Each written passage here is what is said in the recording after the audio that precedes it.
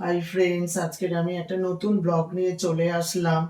আশা করি আপনারা সবাই ভালো আছেন, সুস্থ আছেন। আমিও খুব খুব ভালো আছি। আর আমার হাতে দেখেছেন কি ভিনিগার। আমি আজকে ভিনিগার নিয়ে চলে এসেছি। কি করে বলুন তো? এখানে আসুন। এখানে হচ্ছে আমি দুধ বসিয়ে দিয়েছি। আমি কি করব, ভিনেগার দিয়ে কি করব, ছানা করব। ছানা করে ছানাটাকে ভালো করে ড্রেসিং করে করে আমি কি গোল গোল গোল গোল রসগোল্লা বানাবো। রসের মধ্যে চুবিয়ে দেবো গোল গোল গোল গোল করে ছানার বলগুলো।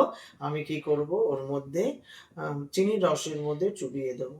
এখন আমি কি ভিনেগার দিয়ে কি করছি, ছানা দুধ ফুটে গেলেই আমি কি করবো, ওর মধ্যে ভিনেগার দিয়ে দেবো, দিয়ে কি করবো, ছানা বানাবো।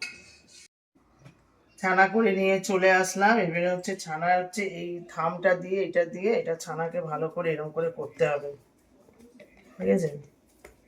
তবে ছানাটা কি হবে, ছানাটা খুব ভালো নরম হবে, মিহি হবে একদম। এরকম করে আমি করে নিই ভালো করে। আমি এগুলোকে করে নিয়ে তারপরে আস্তে আস্তে করে গোল করবো। আমার ভালো করে মাখা মিহি হয়ে গেছে, দেখুন একদম একদম হাতের সাথে একদম মিশে যাচ্ছে।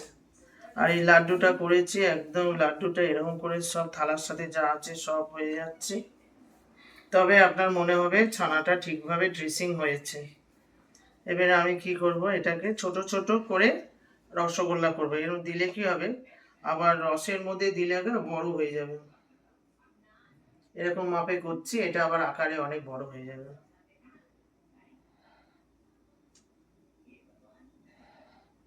এরকম করে করে গোল করে করে ভালো করে গোল করতে হবে, ঠিক আছে? এরকম করে করে করে গোল করতে হবে। তারপরে এটা রসের চুবালে না, এই দেখেছেন এটা, হ্যাঁ কেমন গোল হয়ে গেছে। এটা রসের চুবালে আর একটু বড় হয়ে যাবে, ফুলে যাবে। আমি এরকম করে সবগুলো করতে থাকি। ও রসগোল্লাগুলোর আকার এরকম হয়ে গেছে, লাড্ডু পাকিয়ে নিয়েছি আর এখানে হাতে পাকাচ্ছি লাস্ট। ঠিক আছে, গোল গোল গোল গোল করে আমি করছি রসমুন্ডি রসগোল্লা, ঠিক আছে? গোল গোল করে আমার এগুলো কিন্তু ফুলে বড় হবে, ঠিক আছে? রসমুন্ডিগুলো হয়ে গেছে।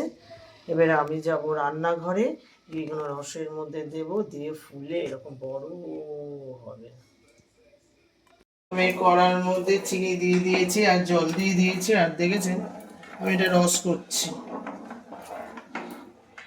চিনির রস, মিষ্টি মিষ্টি চিনির রস করছি। করে এই যে রসমুন্ডিগুলো কি করব, আমি এর মধ্যে দিয়ে দেবো। রসটা করে নিয়ে ভালো করে ফুটে যাক, তার মধ্যে দিয়ে দেবো।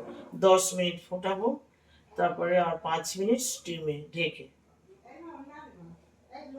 রসটা দেখেছেন, চিনির রসটা এরকম কি সুন্দর ফুটছে। আমি এই রসমুন্ডিগুলো, বড় বড় রসমুন্ডিগুলো আমি কি করব, এখানে দিয়ে দেবো একে একে সবগুলো। এবার এইগুলো রসে ফুটবে। এখন আমি এগুলো দিয়ে দেবো, চুক চুক চুক চুক করে রসের মধ্যে ডুব ডুব ডুব ডুব করে এগুলো ফুটে যাবে। আমি অল্পই করেছি, কারণ সব আমাদের বাড়ির সুগার, করলেই টপাটপ খেয়ে নেবে। আমি দেখেছেন এগুলো আমি দিয়ে দিলাম, এগুলো রসে এখানে ফুটুক। 10 মিনিট পরে আবার আমি ঘুরে আসছি। এগুলো দেখুন স্টিমে দিয়েছি, ফুটছে। আর দেখেছেন কিরকম বড় বড় হয়ে গেছে। এবারে আমি এটা খুলি ঢাকনাটা, দেখেছেন রসগোল্লাগুলো কিরকম আমার বড় বড় হয়ে গেছে। তাহলে রসে ভেজানো হয়ে গেছে, দেখছেন টইটুম্বুর হয়ে গেছে রসগোল্লাগুলো। তো এবারে আমার রসগোল্লাগুলো হয়ে গেল। দেখলেন তো কিরকম করে বানালাম, সব কিছুই আপনাদের সামনে তুলে ধরলাম।